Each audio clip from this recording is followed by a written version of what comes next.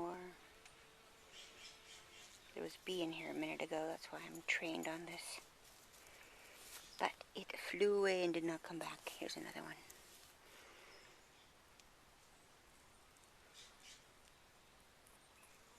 Probably too close. Oh, away it goes. This is kind of oregano that somebody gave me, but I forgot to mark as to what kind of oregano it was. Anyway, the flowers are really pretty purple. And the leaves do taste like oregano, so I'm just going to say it's oregano. View from my chair at the end of August.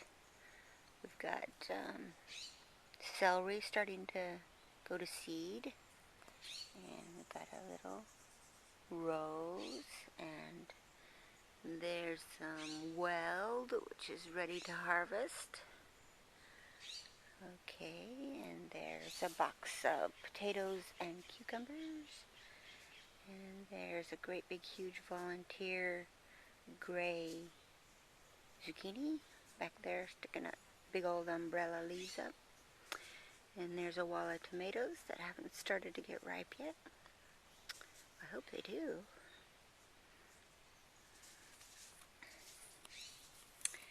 There's my windows that I use in the spring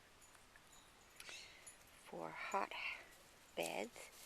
There's a white sage. That's the really smelly stuff that you use for smudging. There's a huge tomato. It's all over there. Can't even get it in the frame. And those white flowers in the background, that's Nicotiana. And there's another tomato there. Oh, we're starting to get into the shade. I wonder if this will come out. Oh, gotta show you this. So I had amaranth. I had amaranth in a box. And last year, and it spread its seeds all over the place, which I don't mind. I love volunteers. I water them and care for them just as much as the ones I planted. But look at all these. They're in the path. They're practically covering the path. So there's the path, and it does go through. I can walk through there, but if they get any bushier, it's going to be I'm going to have to take a machete in with me. Anyway, that's fun. And here's some more volunteers. These are really tall because they're not in the path. And here are my little water features. And that's water hyacinth in there. The bees come and drink the water, and if they get trapped in the water, because sometimes they do, instead of drowning, they crawl out on the hyacinths. So that's why I have them in there. The dogs like to drink it, so that's why this one's down really low. Okay, and here's a little miniature rose. And here is teasel. Use this. It's a thistle that we use for dyeing. So my dyeing garden is just getting going, so I haven't really done a lot of experimenting with dyeing, but I hope to someday soon. Okay, so this is I forgot what it is, but it's from Mexico. It's some kind of a squash. But I don't know if the squash is going to form on the leaves and branches. It's going to form underground, because I haven't seen anything that looks like a squash. So maybe it's underground. Of course, the bees love these. See how close I could get. Oh, yeah. Verbena. Verbena. There's those volunteer. Okay, I did have a really large annulla in here, but I cut the leaves all down because it was starting to look pretty ratty. And I was wondering if new growth would pop out if I left the roots in. So that's where we are with that annulla. And I do see new growth in there, so I'm just going to take that as a yes. Okay, and there's the culinary sage. We have lots of sage here, but that's the culinary stuff. And there's the white. And this is a mock orange. I don't know what a mock orange is good for, but I have one. Well, actually I have two. And this is this is what they make that hot stuff out of that you eat with sushi. And I'm drawing a blank. Oh, horseradish. This is a woolly clover. Doesn't look anything like clover, but that's what they call it.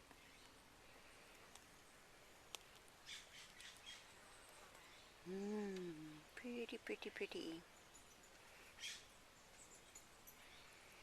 And of course the magic beans.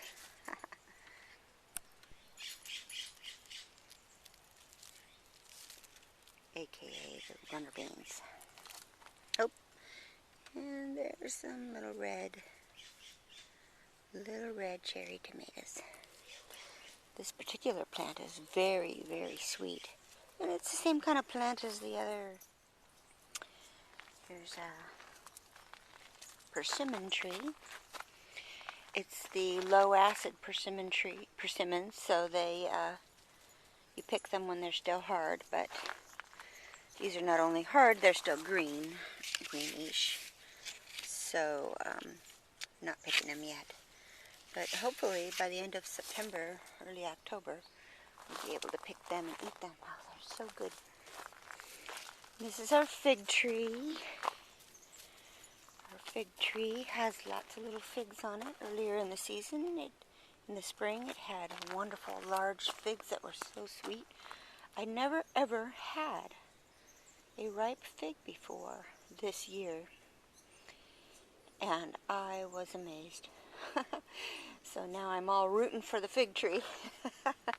These are a little small for this time of year, and I'm not sure we're going to get another crop, but before the winter sets in, but we can hope.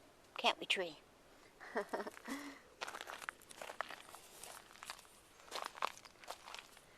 Some more tomatoes, the ones I planted and not volunteers.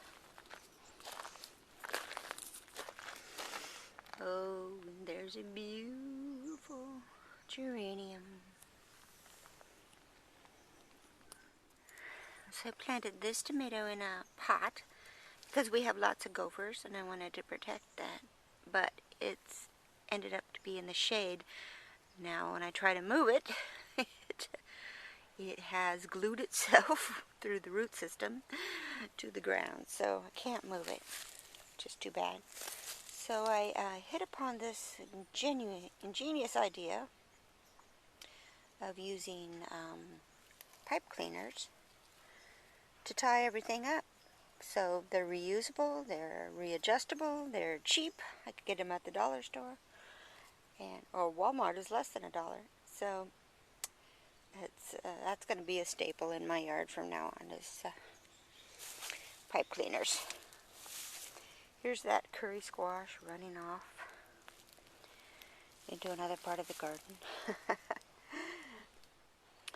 This is the walla squash. We got various winter squashes and some zucchini. And there's my shadow. It's beautiful this morning. Let's see if there's any zucchini in here. Oh, there's one right there. Oh, and there's a beautiful. Look at the bee in there. So happy with all the bees. Our neighbor has a hive of French bees. They'd like to come over here and mess about. And here's a curry squash. It's huge. It's about a foot across. And it's going to be really good.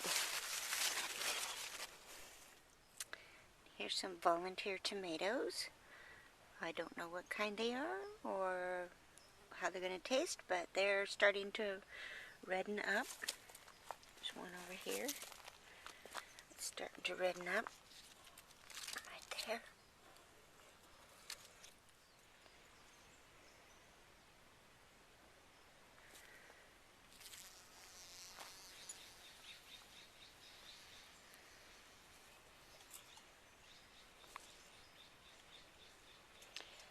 this is the evening primrose, and the bees really like it.